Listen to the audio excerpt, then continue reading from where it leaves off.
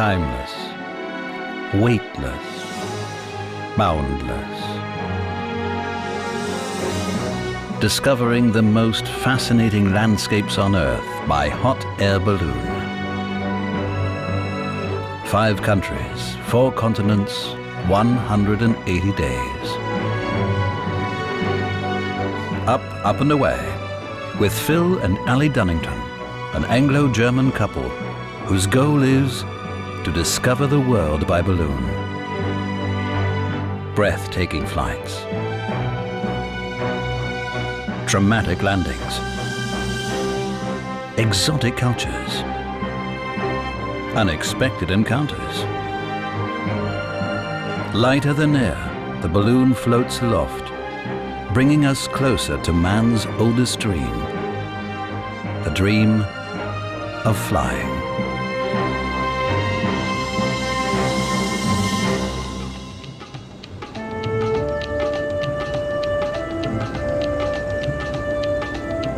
Sri Lanka, formerly known as Ceylon. The tropical island is almost as large as Ireland and lies off the southeast coast of India. Coconut palms, rice paddies, and electricity poles are all huddled together in a small space.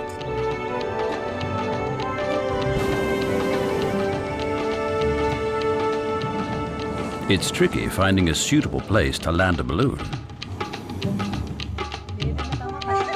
And quite a challenge for the pilots taking part in the Sri Lanka Balloon Festival.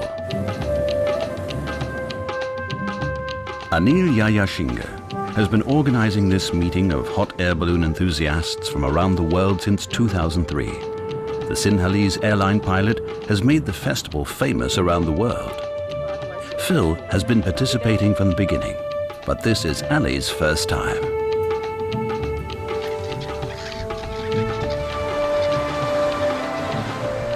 Palm tree-lined coasts, exotic creatures in the air, on land, and in the water.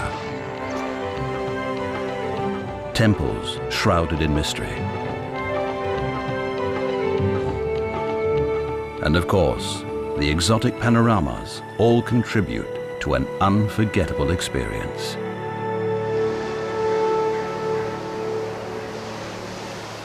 To the west, where the sun sinks into the Indian Ocean, lies Colombo, the capital city of Sri Lanka.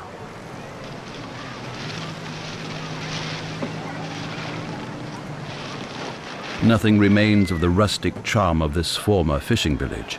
The Colombo of today is a modern metropolis and a major port of export for the spice trade. The festival participants from Europe, the US and Asia gather at Parliament Square in the city centre for the obligatory group photo.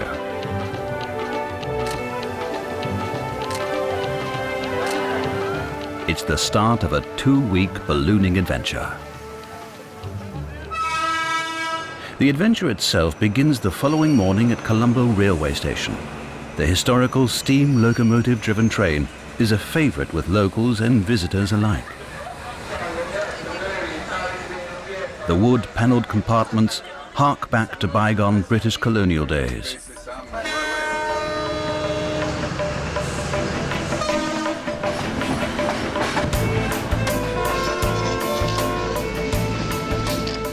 The train rolls northeastwards at a leisurely pace. The balloon pilots are heading for the centre of the island.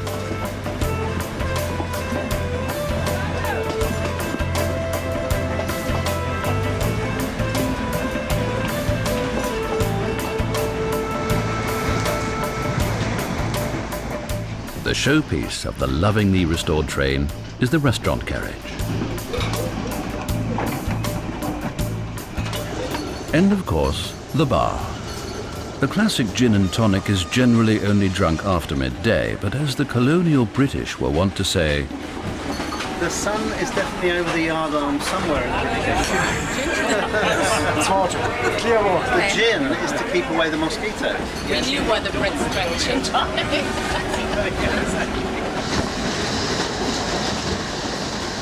The nostalgic ride across the island lasts 3 hours before the train arrives at the destination.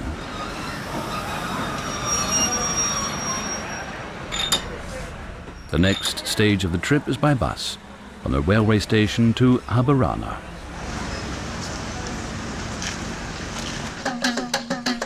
Sinhalese folk tradition. Guests arriving at the hotel are welcomed by traditional dances.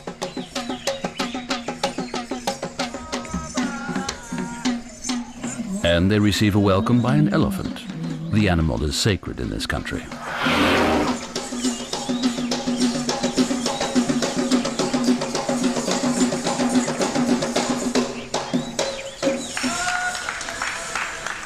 No more gin and tonic today. The balloon pilots have an early start in the morning.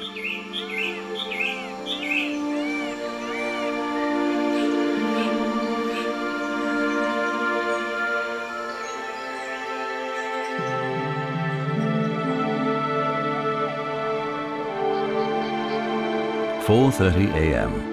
No rain, no wind. An ideal start to the first day of flying. Festival organizer Anil hands out the latest weather reports and, most importantly, maps.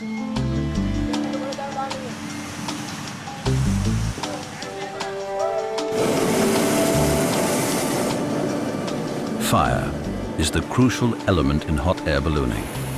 The burners are in fact huge flamethrowers that aren't easy to handle.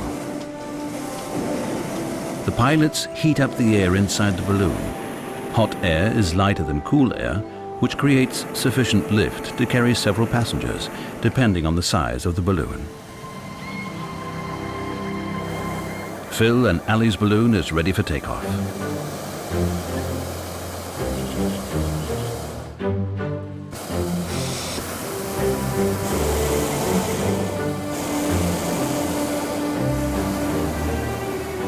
The Sri Lanka Balloon Festival has no competitions.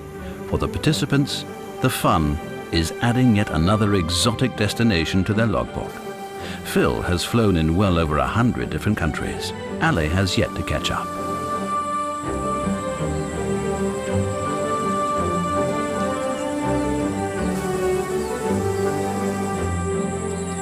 Country number 45, Sri Lanka in the books. Yoo-hoo!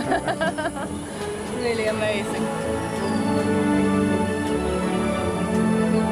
Wow, this is just unbelievable. Amazing. Like rocks, mountains, rivers, forests, coconut palms. You don't know where to land.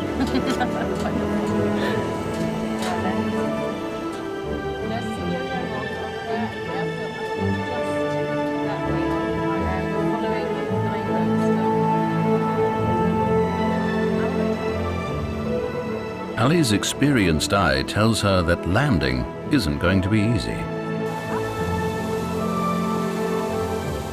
She already began the lookout for suitable landing spots shortly after takeoff.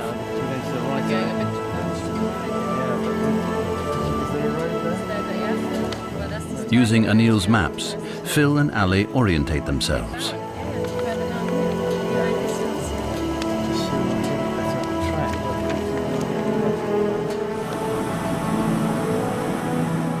There are little settlements along the major roads, mostly hidden under palm or cashew nut plantations.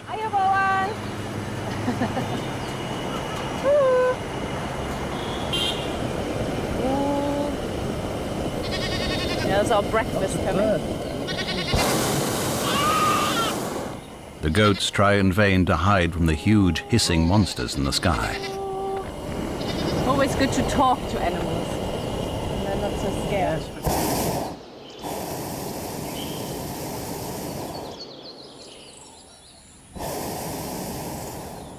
You can see the cashew nut flowers quite clearly from the balloon. Ali is familiar with the trees from earlier flights. Wenn die Blüte vorbei ist, dann wächst dieser Cashew-Nussapfel und aus diesem Apfel kommt dann die Cashew-Nuss raus. Ja.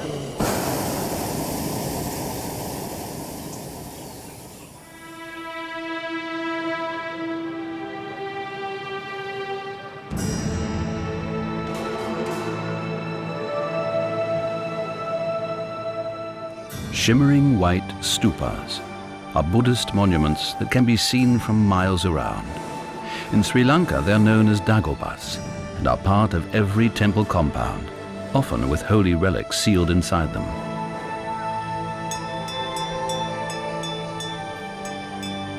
Buddhism has shaped this country's culture for over 2,000 years.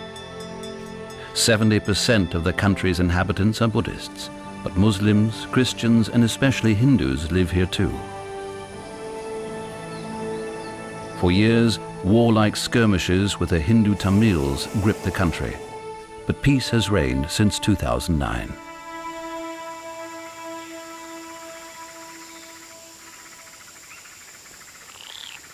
During the early part of the day, the sun heats up the earth, thermal currents are formed, and the winds become unpredictable. I think the critical thing is that we don't want any more right. We want to be, at the very worst, if we overshoot him, we want to be inside that loop of road. Yeah, sure. The other balloons are also looking for places to land. They are few and far between. The best spots are quickly taken. I mean, you see that thing, but there's just no access, isn't it? That would be a nice field, but no tracks to anywhere. Right. Well, the main thing is find a place to deflate the balloon. And a space to deflate this thing. That's the trouble, isn't it? You can't just land. What about this area ahead? Is that any good? Yeah, jag visar. Your decision, your P1. Thank you. Well, we're going to try to land on this big rock because it's nice and clean. And there's a site where we can hopefully also deflate with a clean balloon, so it would be a good plan, but let's see what I do. Are you Bowen? That's a shot. Are you Bowen? I'm not sure. It might have been slopey when we touched down. Yeah, that's right, so be careful, folks. I'm going to go in this grass here right at the beginning. Hold on.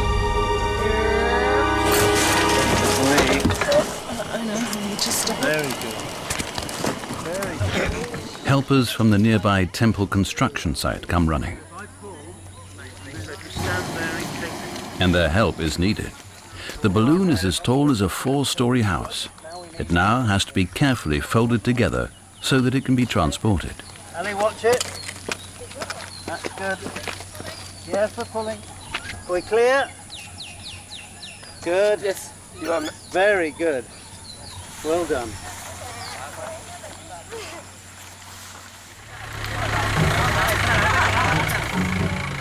In the afternoon, our experienced balloon pilots turn into excited tourists.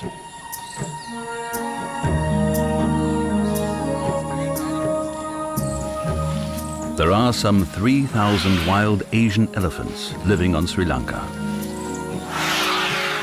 For a long time, they were regarded as an endangered species, but thanks to numerous conservation projects, their stocks have slowly begun to revive. Asian elephants don't grow as large as their African cousins, and they have smaller ears.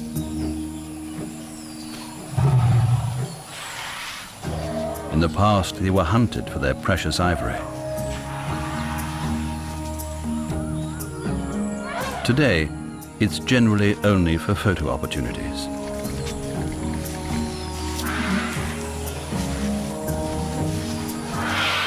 This bull elephant obviously feels bothered. Not an entirely safe situation, as bull elephants can weigh up to 5.5 tons and can flip over a jeep with all its passengers with ease. Luckily, he soon loses interest in the inquisitive visitors. Deep tracks in the rice paddies are clear proof that elephants don't just stick to the diet of leaves and grass. A fully grown pachyderm needs about 150 kilograms of sustenance every day.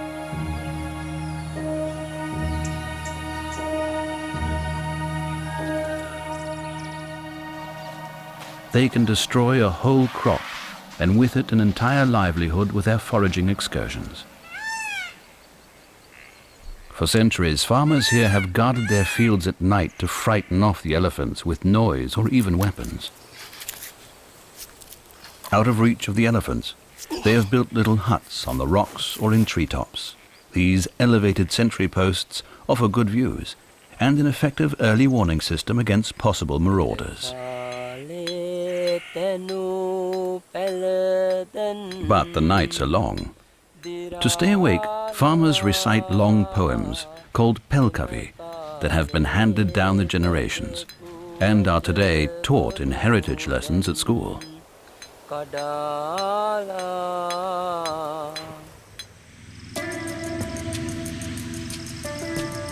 The next flying day starts once again long before sunup. Hot air balloon flying is not for late risers. Setting up for takeoff on the sports grounds near the town of Dambulla. Everyone has to lend a hand. Phil and Ali's burner needs around 100 litres of propane gas an hour to keep the balloon aloft.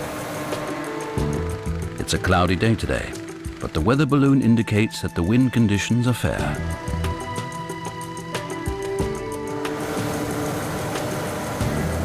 It's time for takeoff.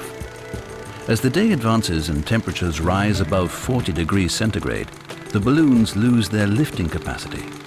But for now, the difference between the outside temperature and the hot air in the balloon is still large enough to carry the basket's occupants through the air. This is why early morning and late evening are the ideal times for hot air ballooning. It's just past 7 a.m. Children are setting off for school.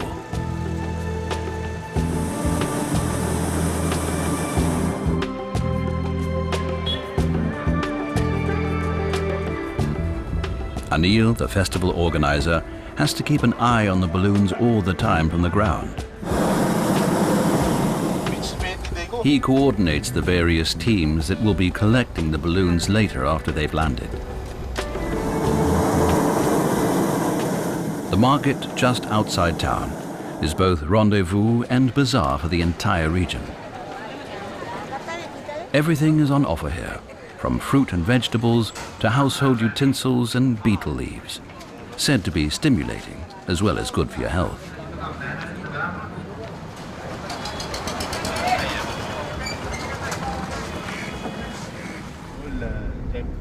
Anil is in constant contact with the balloons. The wind has dropped. Phil and Ali bob slowly up and down above the main road of Dambulla.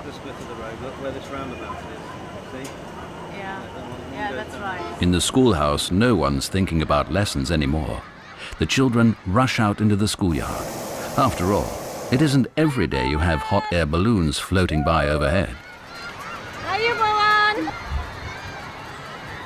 Good morning! Ayubovan means long life and is the standard greeting in Sri Lanka.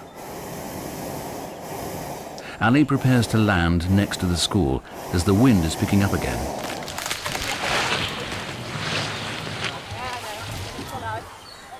She'll have to land quickly.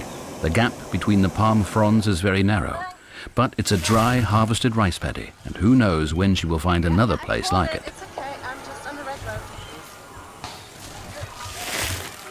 Great! Woo! School attendance is compulsory on Sri Lanka, and so is wearing the school uniform. Both are paid for by the state. The school system is regarded as one of the finest in Asia, and more than 90% of the population here can read and write.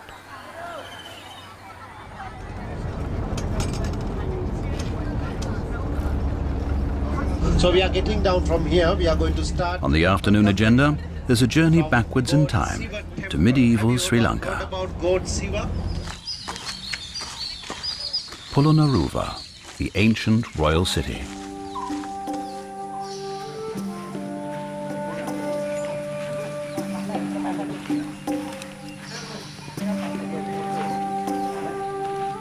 In the 11th and 12th centuries, it was the capital city of the island kingdom. Grand temples, statues and palaces were erected and still bear witness today to the power and importance of Sinhalese royalty.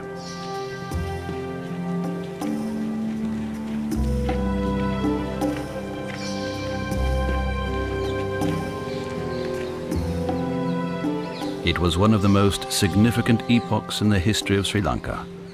The ruins today are a UNESCO World Cultural Heritage.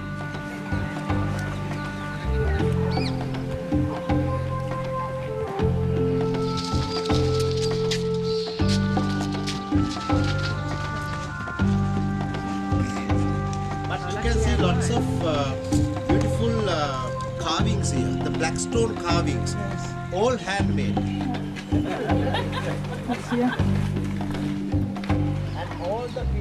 The 10-hectare archaeological park attracts hundreds of visitors every day, not only from overseas, but locals as well. But there are still peaceful oases on the grounds. Jacanas live up to their name of lily trotters as they hunt among the lotus blossoms. There are plenty of insects, amphibians and little fish to make it an ideal refuge, despite the tourists.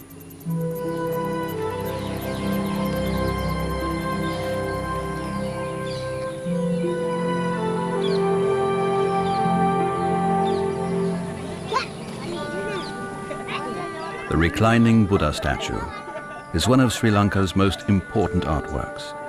A symbol of Buddhism revered to this day, it attracts many admirers.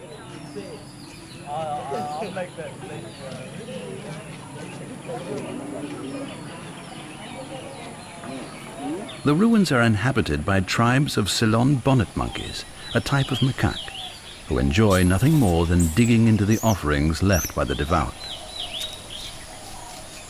A paradisiac life, only rarely threatened by dangerous neighbors, such as this monitor lizard.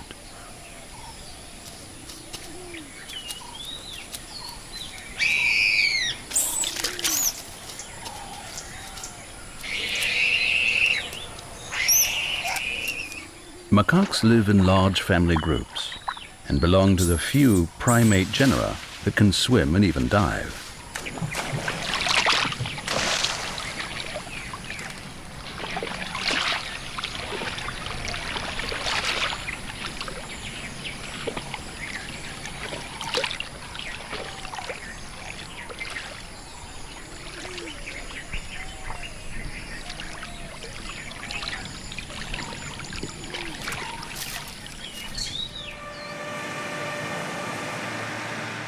The next day of flying has a built-in adrenaline shot for participants.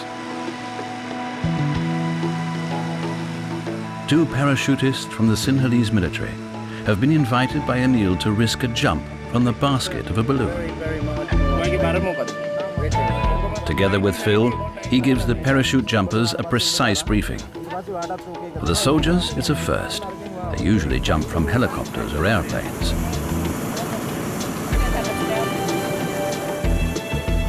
But free falling from a balloon is much more extreme. The balloon moves so slowly, the parachute jumpers feel as if they're jumping off a high tower.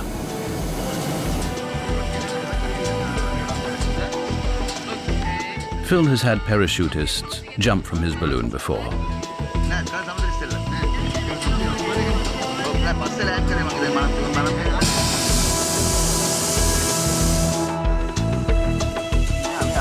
One jumper into the same location. Start up. They need to be at a minimum of 3,000 feet above sea level, so about 850 meters, to make a jump. But we must climb higher than that in order to start a descent, so that when they jump out, the loss of their weight doesn't upset the stability of the balloon, and the balloon then levels out, and then we create another descent before the second parachute jumper goes.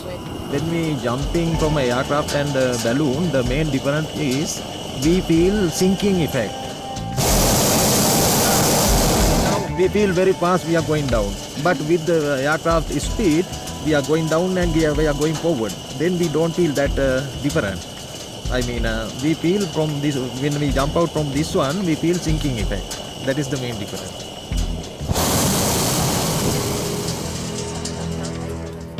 The balloon of Swiss pilot Adrian Held suddenly looms dangerously close.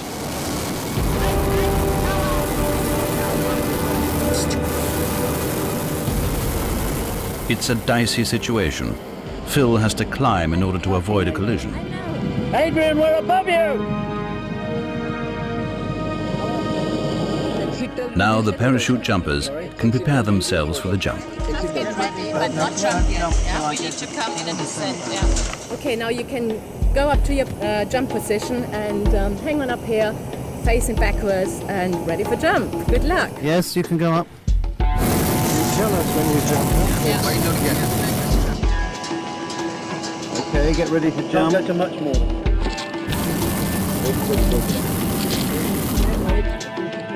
Okay, in your own time, whenever you're ready. I'm ready. Stand by. 5, 4, 3, 2, 1. The parachutist heads for the ground at 180 kilometers per hour in free fall until at last his parachute opens. Meanwhile, his compatriot is ready for his jump.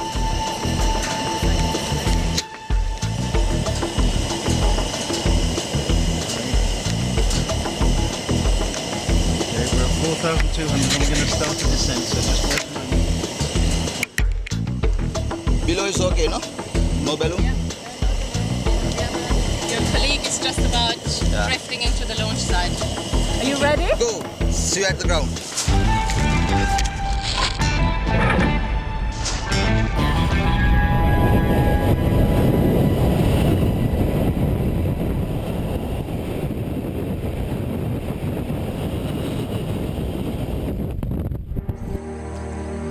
About 500 meters above the ground, he pulls the cord and his parachute opens.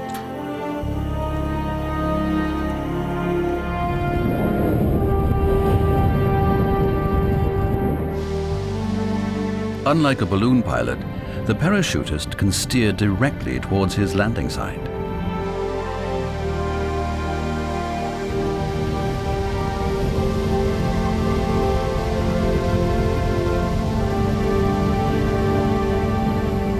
And lands on a harvested rice paddy.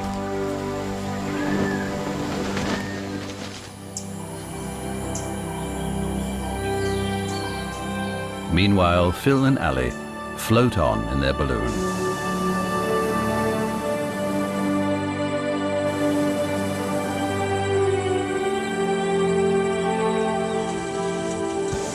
From the air, the scenery unfolds beneath them. A wonderfully fertile land that provides its inhabitants with everything they need.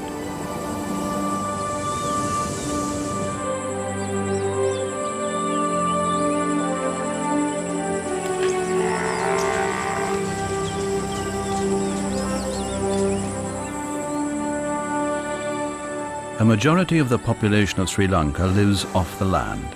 Apart from rice, farmers also grow spices, caoutchouc trees and coconut palms.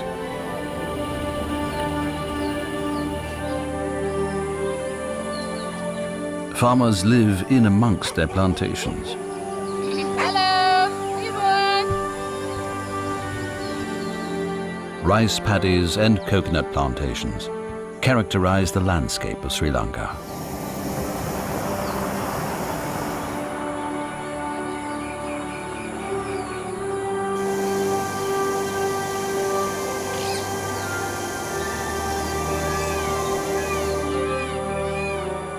The coconut palm is also known as the tree of life.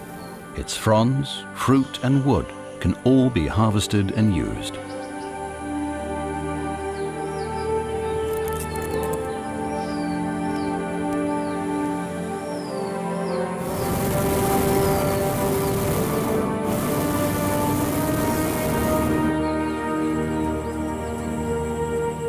Preferably want to go left of it and over towards the main road.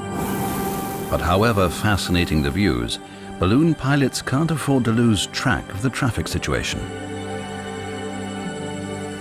Do you see them? Phil and Adrian have another close shave. Okay, we're clear. Kann ich hochkommen? Wo sind sie? Da. Schon drüber. Also keine Gefahr. I think we should aim towards... The rule here is the lower balloon has right of way, because the one up above can see more and can take evasive action. Many of the rice paddies are ready to be harvested. But it's the dry, harvested rice paddies our balloon pilots are looking for.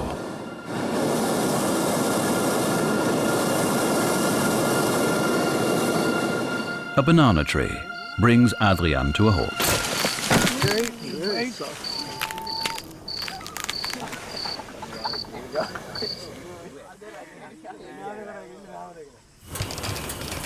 Ali chooses a field in the vicinity and manages a landing with no braking assistance, although it's a bit bumpy.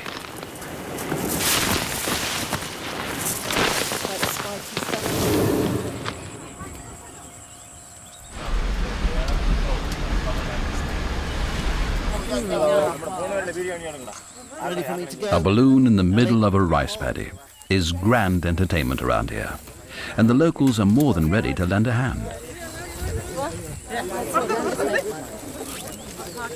Thank you, that's good.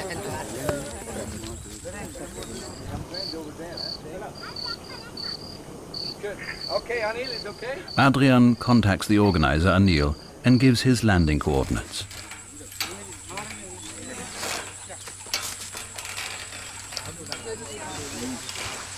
Yes, we're next to Adrian, and I can quickly, we're about...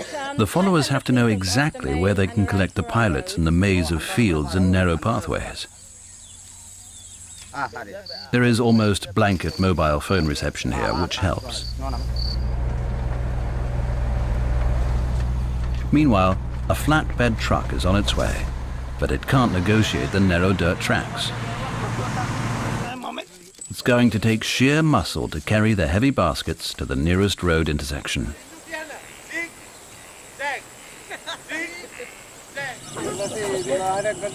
The lucky ones manage to hitch a ride.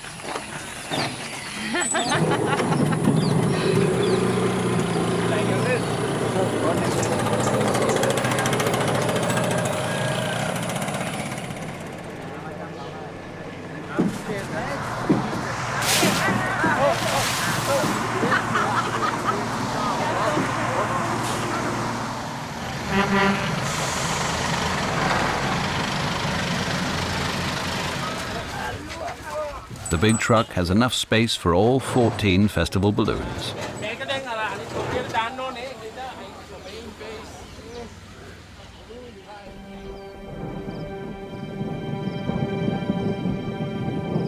Dark looming clouds signal a change in the weather.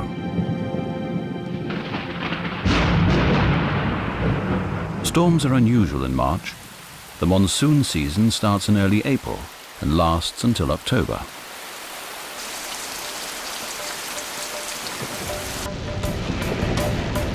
There's no question of flying their balloons anymore.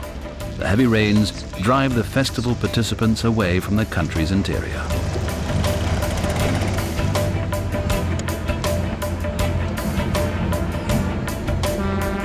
They head for the coast on the northeast of the island for a bit of sun, sea, and relaxation.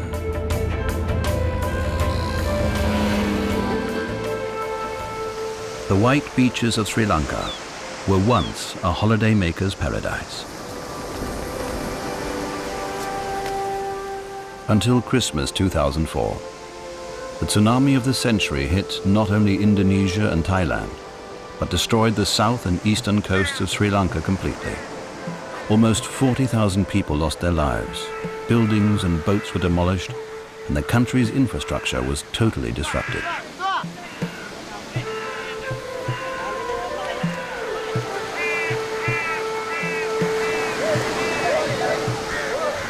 The effects of this natural disaster will be felt for a long time to come. There is still not enough money to rebuild villages and replace boats. The fishermen aren't starving, though. Their traditional method of trawl fishing yields rich bounty. Helpers receive a part of the catch, and there are always takers for the rest.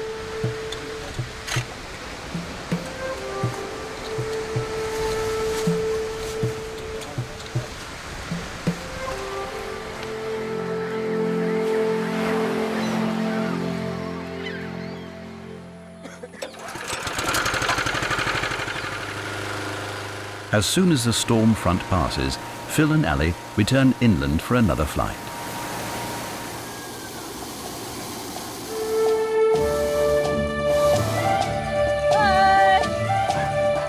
They're on their own today, as the other festival participants preferred to stay at the coast. But Phil and Ali didn't want to miss a day with such perfect wind and weather conditions.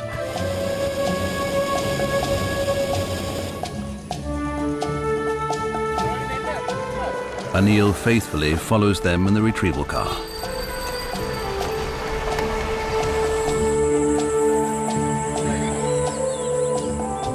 The morning sun shimmers magically across the calm fields below.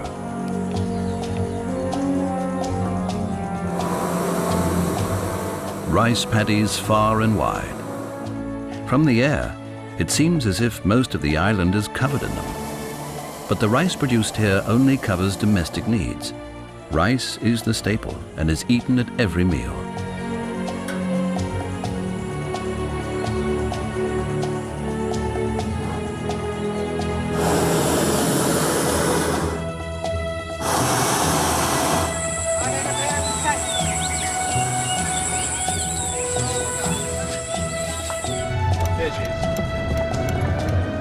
Countless dams supply the water essential for rice crops in the paddies.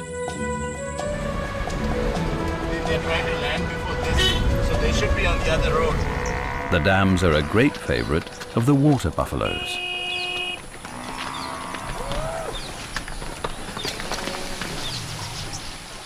These powerful creatures have for centuries been employed here as beasts of burden.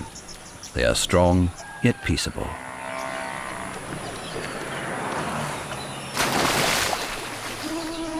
Wallowing in water and mud cools their skin and protects them from irritating insects.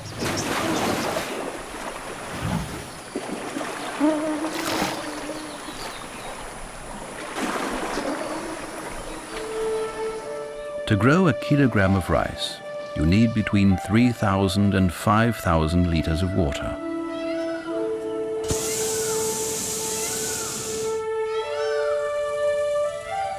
During the monsoon season, rain is plentiful. When the monsoons are over, the 2,000-year-old irrigation system, with its man-made dams and channels, ensures that the rice paddies can be used year-round.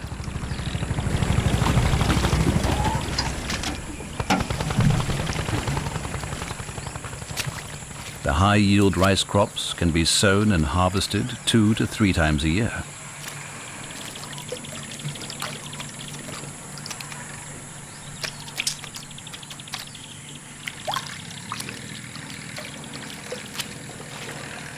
The farmers each farm their individual allotment. The work is exhausting and usually only brings in enough to feed their own family. But most Sri Lankans still live off the land.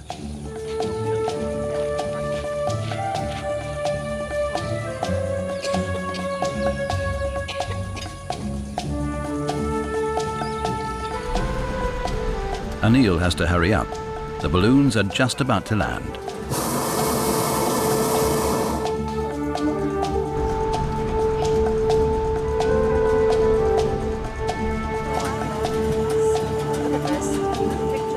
And once again, the balloon pilots are looking for a suitable place to land. Harvested, but not yet flooded for the next crop.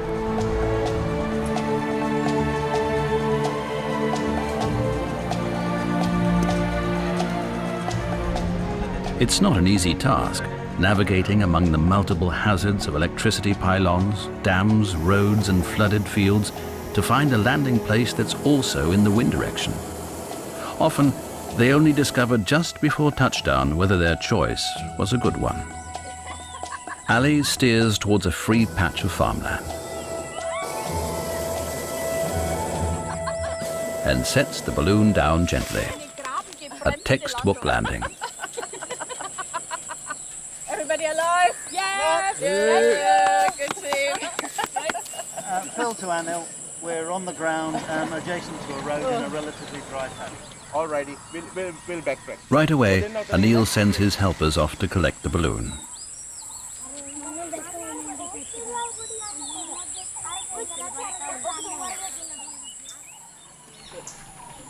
As in every Buddhist country, there are numerous stupas on Sri Lanka.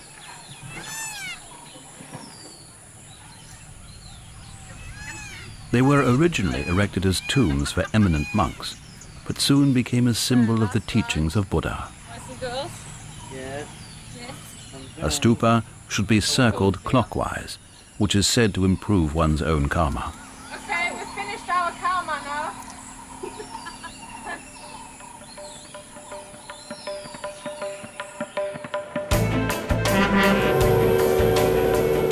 A belief in reincarnation is useful when you're driving a car in Sri Lanka. Hair-raising overtaking maneuvers on the narrow roads seem almost obligatory. Hooting is pretty mandatory as well, and no one takes offense. The next destination for our balloon pilots is the central highlands of Sri Lanka.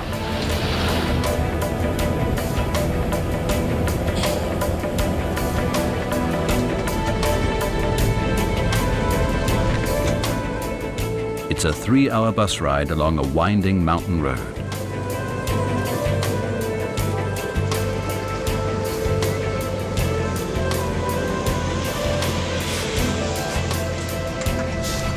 In 1972, with the declaration of independence from the British Commonwealth, Ceylon was renamed Sri Lanka. However, Ceylon tea is still recognized today as a symbol of quality. Together with India, Kenya and China, Sri Lanka is one of the largest producers of tea in the world. And the area around Nuwara Eliya is a major producing region. Nuwara Eliya lies about 2,000 meters above sea level, and with a temperate 16 degrees centigrade average, the climate is ideal for growing tea.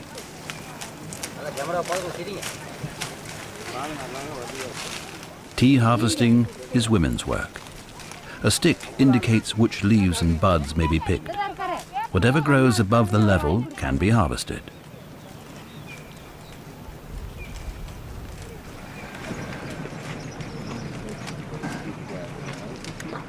A woman can harvest around 18 kilograms of tea every day, for which she receives payment of about $2.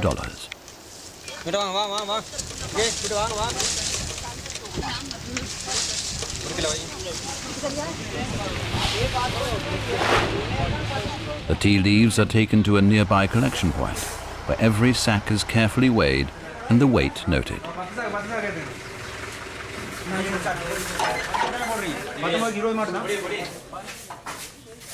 Afterwards, the still green tea leaves are put through a complicated process of fermentation and drying.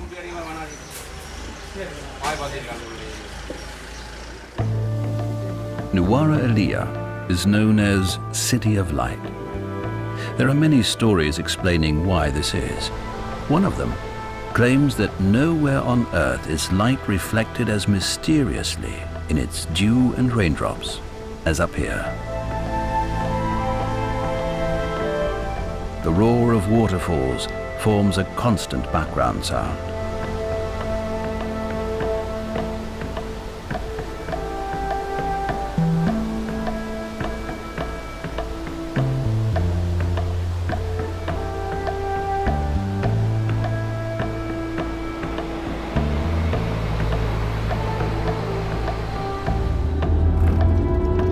But the beautiful landscape is not the only reason for this journey into the Central Highlands.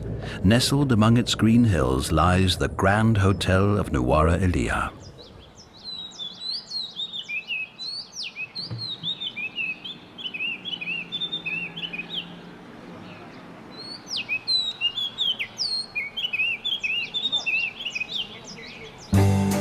The exterior looks a little like an English country manor. During colonial times, it used to be the residence of the British governor.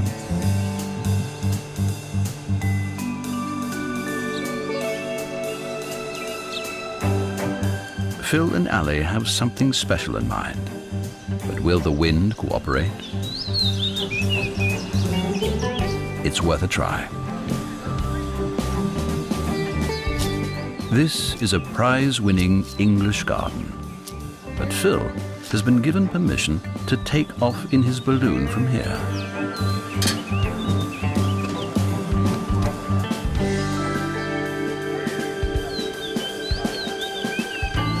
Getting a 20-meter-high balloon inflated and up in the air in such a cramped space takes a lot of helpers.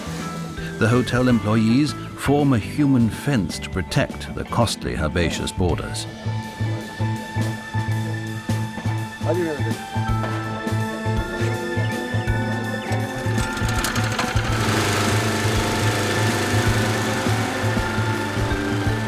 The fan first blows cold air into the balloon to inflate it.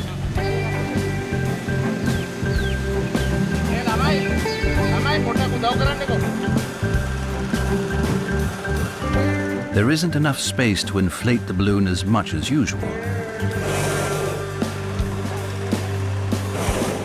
Phil has to switch on the burner so the heated air in the balloon can get it to stand upright quickly. This is the critical moment, as the still semi-inflated balloon can easily catch fire. Just see what happens. I think it'll come out. Come out, okay.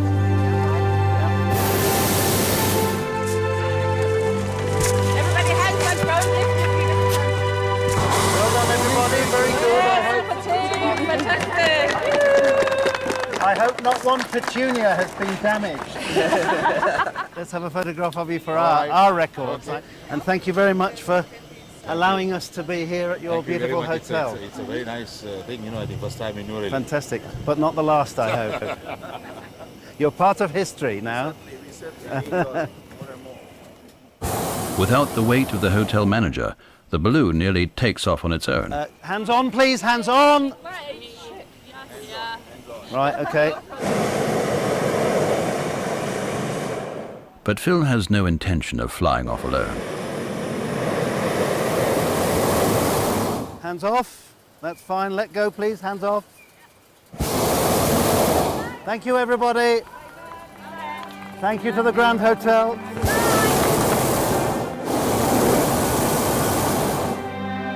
They did it.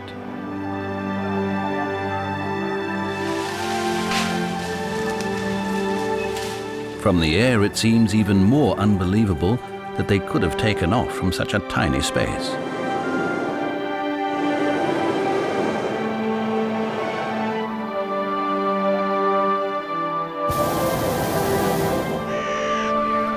In the 19th century, British colonial officers used to come to Nuwara Eliya to rest and recuperate. The damp climate and frequent foggy mists must have reminded them of home far away. Many buildings and gardens from back then are still preserved today. It was the era of the powerful tea barons. Ceylon tea became world famous.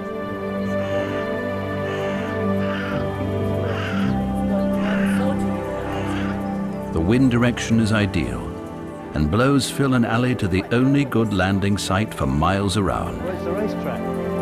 That's the racetrack. That is the racetrack, yes. Olli, wo seid ihr? Ja, wir landen jetzt in der nächsten. After 20 minutes, the flight is over, and Phil has fulfilled a long-held dream. Well, this is the flight I planned 8 years ago when I was here and thought we've got to do this, and now we have. Oh dear, there's a horse. Hang on, there's a horse. Okay, I'm going to be landing on this track. Phil lands safely. That's good. Everybody lands on. Here they are. The team are here. Good boy, brilliant. Oh, well done. Well done. Thank you. Really Thanks very much. A successful conclusion to the 14-day trip. Have fun. That was brilliant. Thank you. Thank you.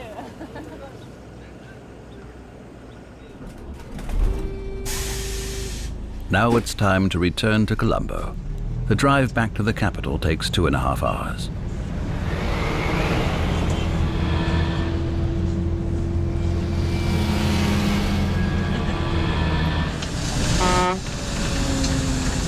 Of Sri Lanka's 20 million inhabitants, only 600,000 live in Colombo. Colonial buildings rub shoulders with high-rises and stupas. the city is a veritable potpourri of cultures and centuries. What, up there? There? The last place on the balloon pilot's itinerary is fittingly Parliament Square. The festival ends with a night glow right in the city centre.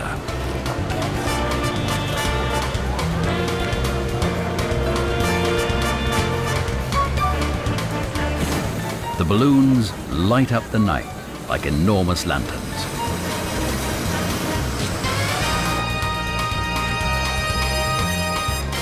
Festival participants are bid farewell with music and dancing.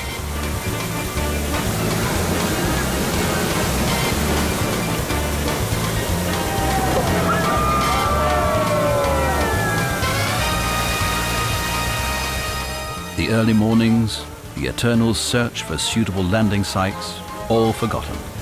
What remains are the memories of breathtaking balloon flights over the island, rightly known as the Pearl of the Indian Ocean.